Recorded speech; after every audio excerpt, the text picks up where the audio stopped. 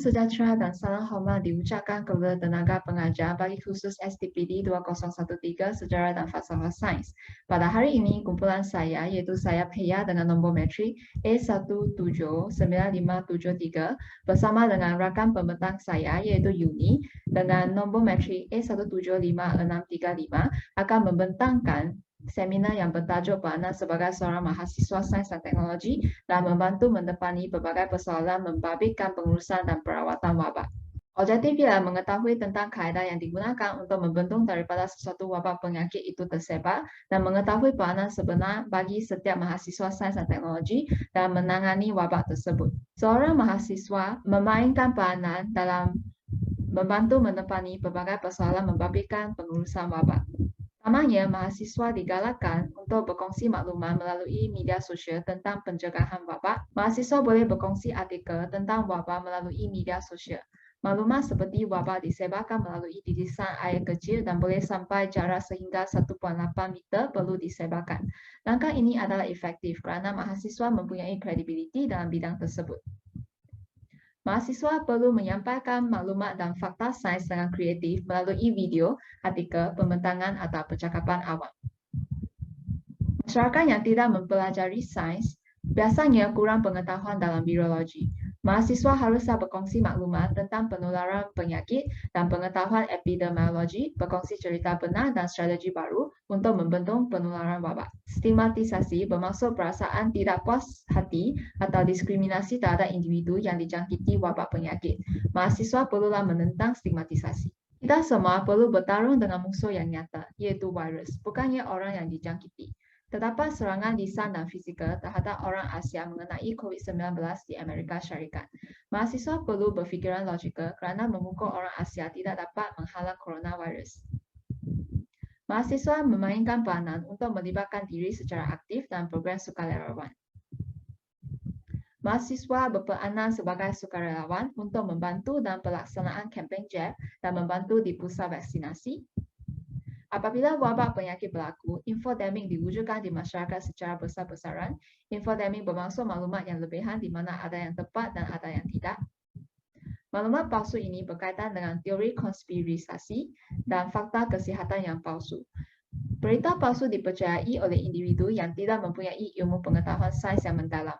Berita palsu menyebabkan pembelian panik dan rasa ketakutan. Mahasiswa perlu menganalisis informasi, mengenal pasti evidence dan melaporkan khabar angin yang berbahaya. Pada pendapat saya, usaha membendung wabak perlu difokuskan pada kawalan. Skala penyelarasan bergantung pada penggunaan teknologi digital dan menyepadukan ke dalam dasar kesihatan. Mahasiswa haruslah banyak mempelajari kemahiran teknologi seperti pengatur jaraan, pengekodan dan pembangunan aplikasi.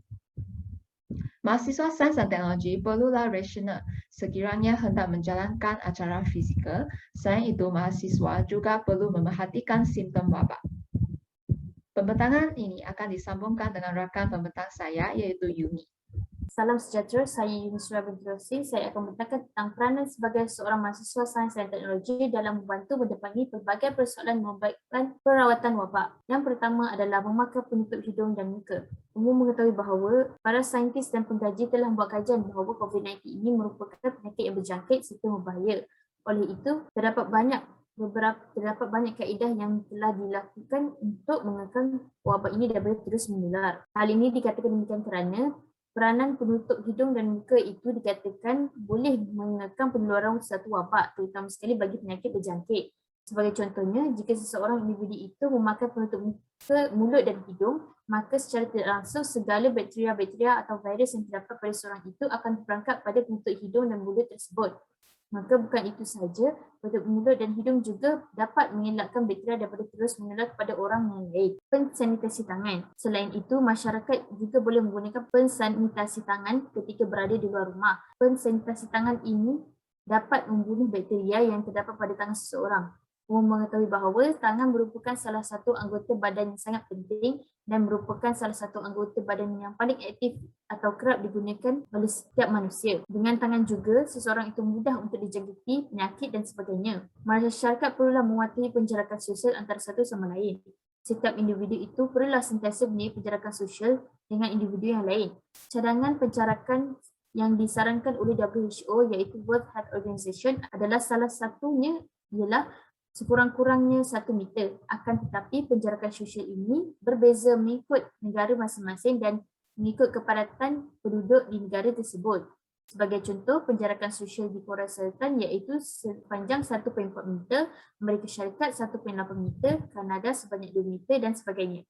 Mengapakah penjarakan sosial ini merupakan salah satu kaedah untuk mengekang penularan wabak berjangkit? Hal ini dikatakan demikian kerana penjarakan sosial ini boleh membataskan pergaulan sosial yang terlalu rapat. Malah bukan itu sahaja, apabila seseorang itu bersin, kadar kelajuan tetesan cecair atau droplet dianggarkan 150 km per jam boleh tersebar antara 1 hingga 2 meter. Asasnya ialah semakin dekat seseorang itu dengan individu yang telah dijangkiti COVID-19, semakin tinggi peluang untuk individu lain untuk terkena jangkitan tersebut. Meningkatkan tahap kebersihan diri. Seterusnya, kaedah atau cara yang boleh mengekang daripada penularan wabak berjangkit ini daripada terus wabak ialah dengan meningkatkan kebersihan diri dan penjagaan kesihatan diri yang optimum. Menurut Kementerian Kesihatan Malaysia (KKM) menyatakan bahawa setiap individu perlu mengamalkan kebersihan yang maksimal dalam kehidupan seharian, tidak kira di mana sahaja mereka berada. Tidak dinafikan bahawa kebersihan mampu menghalang bakteria daripada kotoran terus merebak, iaitu dengan mempraktikkan sanitasi kuman di rumah secara berkala, menggunakan pembasmi kuman di tempat-tempat yang sedia digunakan dan sebagainya. Pandangan pribadi pelajar berkaitan tajuk yang dibincangkan. Yang pertama ialah penggerak kepada penyebaran info ilmiah terutama berkaitan tentang wabak berjangkit. Secara umumnya, bakteria dan virus yang secara umumnya sebagai seorang mahasiswa sains dan teknologi ini berperanan sebagai penggerak untuk menyebarkan kesedaran kepada masyarakat setempat.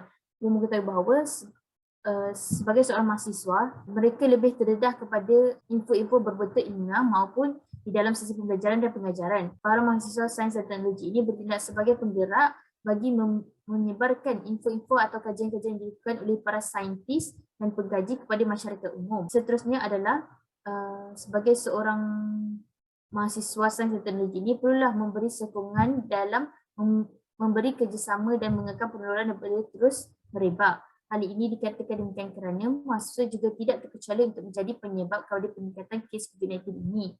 Terdapat beberapa sokongan yang boleh dilakukan oleh mahasiswa sains dan teknologi ini, antaranya ialah dengan mengikuti saranan dan panduan yang diberikan oleh pegawai perubatan atau agensi-agensi kesihatan sedunia. Seterusnya adalah yakin dan mencari kewujudan sel-sel kecil seperti bakteria dan virus. Seterusnya adalah kesimpulan. Pandemik COVID-19 ini banyak memberi kesedaran kepada seluruh dunia bahawa kekuatan ketenteraan bukanlah segala-galanya. Munculan pandemik ini telah melumpuhkan kekuatan sebuah negara dari segi ekonomi, keselamatan, sosial dan sebagainya. Dengan ini telah membuka minda-minda pelabur agar banyak melaburkan kepada institusi penyelidikan kesihatan berbanding ketenteraan, pembangunan ekonomi dan sebagainya. Ini adalah rujukan yang digunakan oleh kumpulan kami. Sekian sahaja daripada kumpulan kami. Terima kasih.